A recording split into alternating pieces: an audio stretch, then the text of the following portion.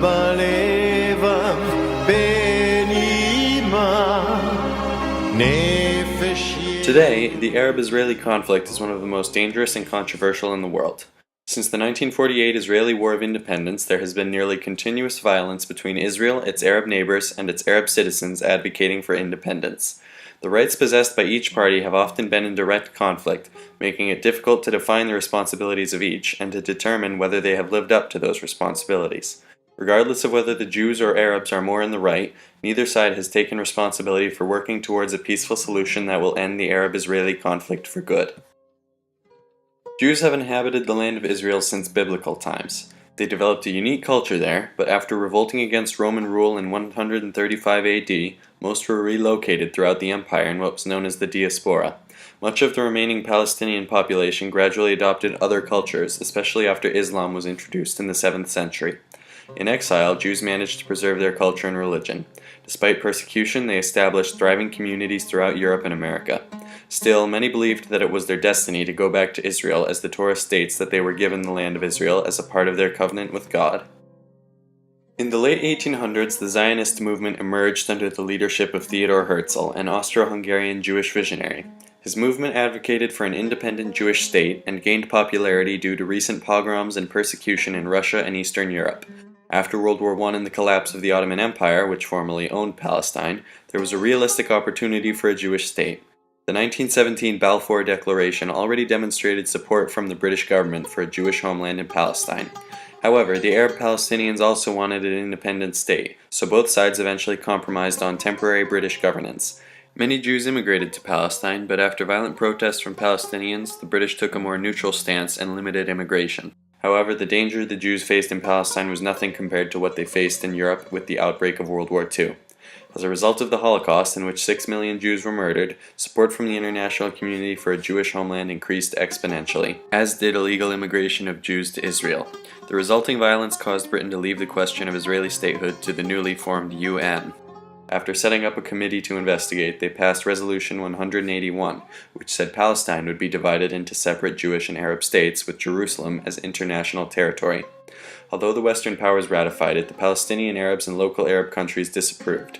This decision sparked clashes in Palestine and became the source for much of the conflict between the Jews and Arabs, threatening the rights of both peoples and shaping the responsibilities of the State of Israel and its neighbors. On May 14, 1948, the day before the British Mandate of Palestine was set to end, Israel declared itself independent in accordance with Resolution 181. Having already threatened to retaliate, Egypt, Jordan, Iraq, Syria, and Lebanon, with aid from other minor countries and militant groups, invaded Israel in what became known as the Israeli War of Independence. Although outnumbered 8-1 militarily, the Israelis' centralized organization and patriotism, combined with support from internal militant groups, allowed them to expel the invading forces from their borders. By the time the 1949 armistice agreements ended the fighting, Israeli troops had pushed forward and occupied more land than what was given to them by the UN, nearly all of the proposed Arab-Palestinian state. The borders set by the agreement were only meant to be temporary, but due to an unwillingness to negotiate and compromise from both sides, they became permanent. Now that so many Arabs were living in Israel, the stage was set for conflict between the responsibility of the Israeli government to look out for its Jewish citizens and its responsibility to protect Arabs' rights within its borders. After the War of Independence, the Israelis had to rigorously defend their state. The Israeli government was secular and laws were put in place allowing Gentiles to live freely in Israel, but there was still a deep-seated distrust of Arabs. During the war, about 700,000 Palestinian Arabs fled Israel due to danger. After, these refugees were not accepted back into Israel or into neighboring Arab countries. UN Resolution 194 assigned the responsibility for these refugees to Israel, but with no way to enforce the resolution, many of their descendants remain refugees to this day, a clear neglection of their rights. Another issue was the status of Arabs who were residents of Israel. After the war, there was a massive wave of Jewish immigration to Israel, in which the Jewish population doubled in just 3.5 years. As a result, Arabs were now a minority in a land they considered to be their home.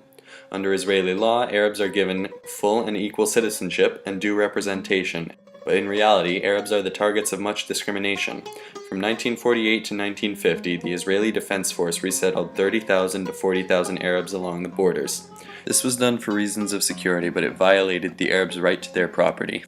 Since Israel's establishment, Arab civilians have been closely watched by Israeli security, wary of terrorism, and are often forced to comply with more searchings and checkpoints than their Jewish neighbors. Israel worked to fulfill its responsibility to protect its citizens while neglecting the Arabs' rights to fit in as full members of Israeli society.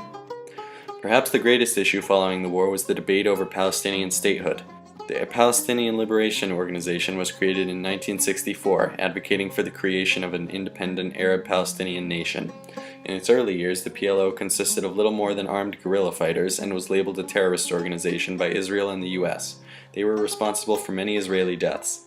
The Munich massacre, in which 11 members of the Israeli Olympic team were murdered, was carried out by a group with connections to the PLO. However, Israel was not all innocent. Since 1948, more Palestinians have been killed than Israelis.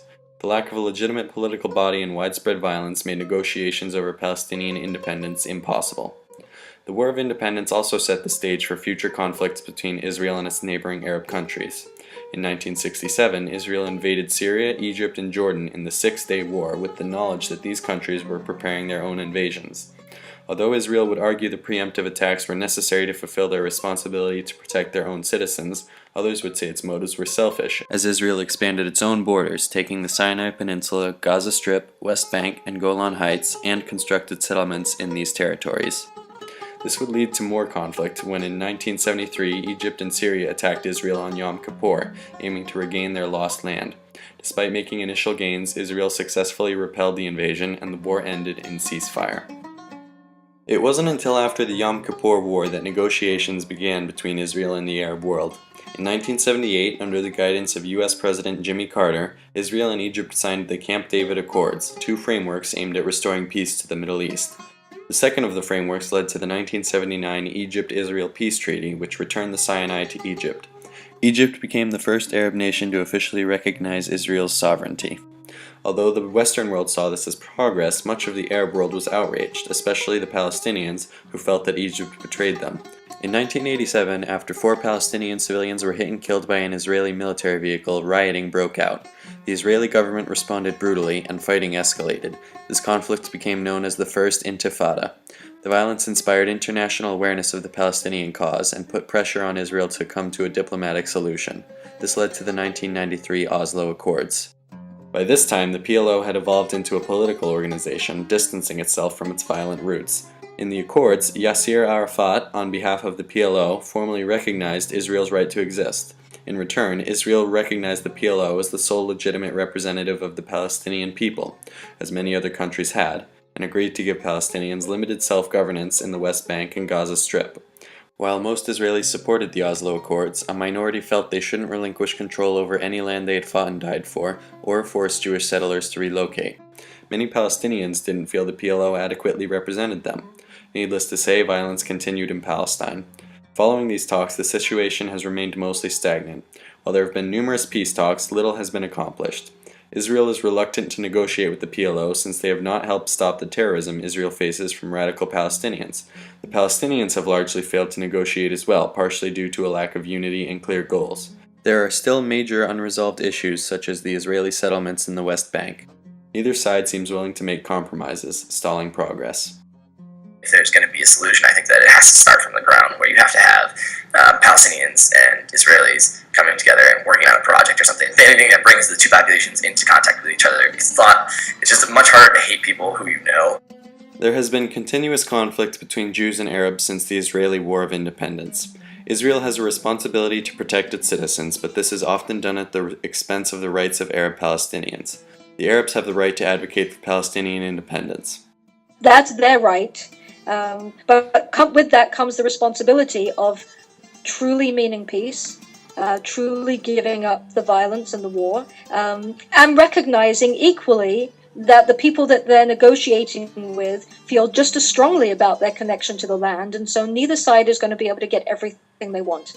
The Israelis, Palestinians, and Arab nations have a responsibility to work towards a peaceful solution that will benefit all the people of Palestine, Jews and Arabs alike. Unfortunately, distrust, pride, and fear have prevented them from fulfilling this responsibility, and it is the ordinary civilians who continue to suffer. As a world, it is our responsibility to remain educated and alert so that we may help find a solution to this problem and bring about a day when citizens of Israel can live in peace with their Arab neighbors.